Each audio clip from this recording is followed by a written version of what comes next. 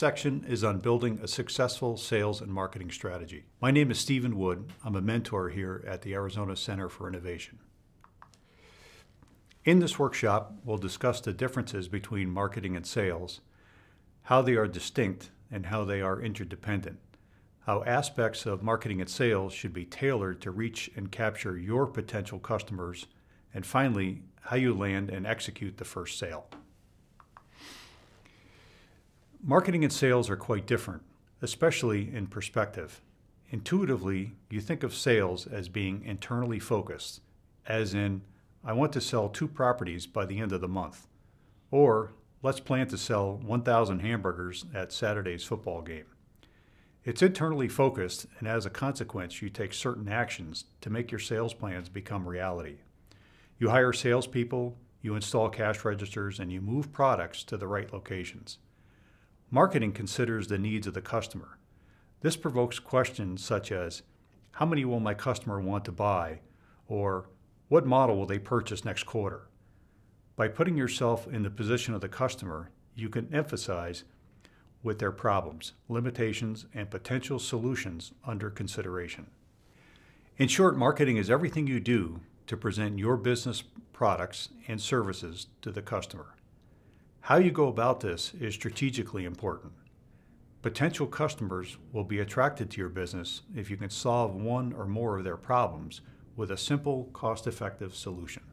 Understanding the size and scope of the marketplace will help you make critical decisions that flow throughout your organization, all the way to financing. Begin by determining how many worldwide total dollars are spent on the problem that your business will resolve. From this gross number, subtract the subsets of the market whose problems are so unique that you cannot provide a solution for, or you simply don't want to provide a solution for. Last, subtract those geographic areas of the market that cannot be serviced early on without a substantial investment. Within each of these areas, look for growth or contraction patterns that might reveal external influences in these markets. All of the figures are useful for specific business analysis pieces further on. For instance, the size and growth of the market will be particularly useful to investors at some point. The geographic area that you will serve will influence your revenue projections and hiring plans. So these figures are very useful and should be calibrated on a periodic basis. The market sizes you've identified are being serviced by someone or by some organization now. Collectively, these are your competitors, as your solution will ultimately take their place. Don't convince yourself that there's no competition. Your competition may take the form of a very archaic solution or process, but at the end of the day, your potential customer is managing his problem with a solution of some sort. Intuitively, if you believe that you don't have competition, it may be easier for you to transition your customer to your solution. To the contrary, if you can readily identify your competition and they're particularly strong, then you may have a more difficult time getting your customer to switch horses. Let's touch briefly on customers or potential customers. They take a long time to cultivate, and consequently, they cost quite a bit to capture. Your customer base will never be large enough to satisfy your business's desire to grow, so retaining satisfied customers while growing the list becomes more and more difficult. Your business's first resolve must be never lose a customer. We'll come back to potential customers shortly. Now that we have some fundamentals behind us, let's concentrate on defining your business. The primary message here is to make sure you've defined the scope of your business wide enough so as to cover all of the potential areas where your solution might apply. So often in young companies, the particular product or service is referenced to define the business, when a broader perspective of your solution and how it will solve your customer's problem should be used. Here are just a few examples that demonstrate the radical differences in how business is defined and the downstream implications.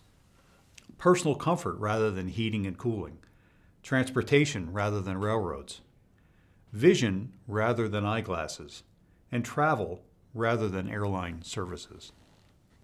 As you've heard before, perception is reality. The way your customers observe and understand their problems are what's going to set them on the quest for a solution. the way they perceive your solution will either be appealing to them or not. So it's critically important that your product or service be presented in a way that will allow the customer to perceive its true value and allow your customer to make the appropriate decision. You can't be all things to all people, so you'll have to avoid presenting your product as a solution to a problem that you know you cannot solve. Returning back to the subject of customers, it may be revealing to see if your customers fall into certain categories.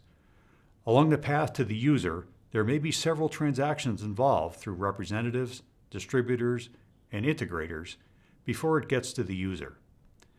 Find out as much as you can about the user. Ask yourself if the user fits into a particular group, category, or age. That might help you further penetrate this group or classification. Determine if your users or the group of users typically procure products or services through a particular channel. If the group is small and tends to transact their business a certain way, you might save lots of time and money by building and servicing one channel to the customer. Let's review the marketing plan ingredients collectively. You'll need to articulate the market back to the market size breakdowns mentioned earlier. Then detail the competitors that are servicing the market now and define how you will win. Detail your plans for pricing and what channels you will develop to reach the customer. You need to demonstrate that you're an expert in the marketplace and you know it well. Your first step into the market should include a trial. Your product or service must be tried by would-be users in order to gather feedback. As many trials as possible will allow the business to interpret the results and make any necessary changes before going to a live market. Friends and family are excellent candidates for the trial. Don't be a perfectionist. Perfection is not vital to enter the market. In fact, upgrades and changes could be an ideal path to encourage new customers to do business with you. Just before going into your live market, have a good understanding of what your product will do and what it won't do. Make certain you know its limitations, who your target customers are, and what problem or problems you are capable of solving with your product or service. Through this point, your business planning efforts should have helped you consider in detail the following: demand as a result of market definition, cost, competitors, terms and conditions, execution options, packaging, product planning, product service presentation, advertising and promotion, intellectual property, and communications.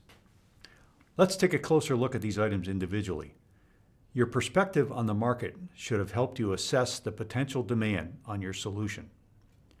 Your trials should have allowed you to understand the critical elements necessary to properly introduce your product or service to the market. Make sure you can discuss your company's readiness to fulfill demand for either your products or your services. This is the first mention of cost. Make sure you know what they are and don't assume any cost is fixed. Do not set your prices based on cost. Prices are established by the market, so find out what price you need to use in order to be successful in the market, and then work on your costs to optimize profitability. Once you're in the marketplace, keep a keen watch on your competitors. With your sudden presence, competitors often react by announcing products, reducing prices, or enhancing their services. You should be ready to respond to any threatening changes made by your competitors. Make sure you have a document called Terms and Conditions. Typically, a company's terms and conditions do not threaten the sale. However, it is vital and it will be reviewed. Also have a document called Warranty. Review your T's and C's and warranty and make sure they're competitive. Have these readily available even at your first call to a customer. Before going to a live market, you've determined what channel or channels you'll use to reach your end user. Make sure all systems are in place to make smooth transactions. There are many ways and combinations to reach your end customer. Make sure that the method you use is the one that your potential customers will embrace. Also consider how you will make foreign transactions and how you will deal with freight and duties. Packaging can make a huge difference to the appeal of your product or service. Your business may package samples, demonstration pieces, free services, and other items. All of these could be packaged differently to appeal to potential customers during the initial period of the relationship. Use your packaging to promote your business. In planning your products, make sure you have a defined process to accept new ideas, screen and analyze what the idea might do for the business, and then a path towards its development and test marketing and ultimate commercialization. Actively soliciting new product and service ideas should be part of your business at every stage of growth. Once your business is active in the market for a while, try to gauge how your customers perceive your business. Are your products perceived by your customer base as you want them to be? Are all of your company's products or services being presented as you would like them to be? Are there changes that need to be made to react to perceptions that need to be changed? Advertising and promotion are not just product issues, they are related to your entire business. Quantifying the return on your PR work is impossible. However, you can make some qualitative assessment by finding out what path your customers took to reach you. Before you spend money on PR, consider its reach to your end user and your ability to follow up on the leads generated by the PR work. Intellectual property needs to be protected. Regardless of whether it's a trade secret or a potential patent, there are proper methods that should be implemented to protect it. IP is often a consequence of your business and not your primary focus. So don't alter your strategies or your business model simply to create IP. Remember, there are many large successful companies around the world that are operating today that have no IP at all. Communications is a delicate topic. How it's done is very important. Financial updates to investors and stakeholders should be done periodically to a schedule, such as within 2 weeks after the end of a financial quarter. Product announcements should be done formally once the product is generally available to purchase. Product briefs are effectively used to publish pre-release data to specific customers. The fact that the contents are not officially released should be clearly noted. Make it a point to do your communications on schedule. Be specific and be clear. When the marketing plan is complete, the trials are nearing conclusions, and products and services are readily available, it's time to sell. So where is the first stop? Who has the highest chance of providing the first order? Are you totally prepared to answer all the questions your customer might ask? Is your transaction process ready to accept demand? The path to your customer or end user is called a channel. For example, the path chosen by Pepsi to reach its customers is a retail channel. As an individual consumer, you purchase Pepsi at your local retail supermarket. Pepsi has also chosen select distributors to reach its airline customers, so that products are delivered in large quantities close by to major airports. There are many channel options to pick from, and the best one will be determined by your end users. Ask them what channel they prefer, and then make every effort to implement that channel. Once you've selected your channel or channels, don't turn your back and allow the channel to fail. They are essentially your direct connection to your customers. Make sure they do the job right. This starts with training. Make sure they know your product or service inside and out. Test their knowledge and make sure they know it. Provide them with constant feedback. Their performance as a channel will be directly tied to yours. Communicate to your channel partners daily and visit with them monthly. The first sale is a big event and one that will make your business leadership proud. Execution here, though, is critical. Make sure you can provide the product or service required on the committed schedule. Make sure you've anticipated any lead time. Improve the schedule if there is a way of doing so with the customer's approval. Make sure you've covered the bases. As you execute, think of the details like packaging, shipping, and invoicing. To dwell on these 3 areas, do you have boxes, tape, and labels? Do you have a freight carrier ready with the necessary air bills and ground bills?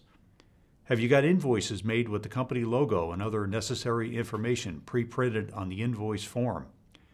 These are all necessary details that must be thought of in order to execute an order, and there are 100 more that should be considered. As the first few sales are made, you may recognize some commonality, which might help your business formulate a sales script. The sales script is typically a list of items that, when addressed, will prompt you to raise all of the necessary qualifying questions, which will allow you to gauge the customer's readiness to do business with you. Always make sure to ask for the order when the timing is right. Make sure you have a list of frequently asked questions in your mind, along with the answers. On occasion, you'll hear a question that's never been asked before. Make note of it and formulate a response. Make sure your internal processes are ready to transact business. Make certain you assist your customer to make the transaction simple. Provide any help or assistance they need. Don't let the order get away. As your business grows, keep gathering contacts. Your contacts represent all the people that could potentially put you in contact with a new customer. Ask for introductions. The more people you know, the more people will know of you and what your company does. Spend time to maintain your contacts. Don't expect to go back to a contact for information after not having any communication with them for 12 months. Keep your contacts fresh. In summary, build your relationships with potential customers and maintain your contacts. Be an expert in your industry and pick up on any changes that may impact your business. Know your channel to the market and work with them routinely to build your reach to your potential users. Build a prototype or concept drawing with speed in mind. Use all of the resources that might be available to do it quickly so that you can demonstrate your product or service fast. And finally, be prepared when a potential customer gives you an order. That's the time to prove what you can do. Thank you for joining us for this workshop. I hope this information is useful to you in making your business successful.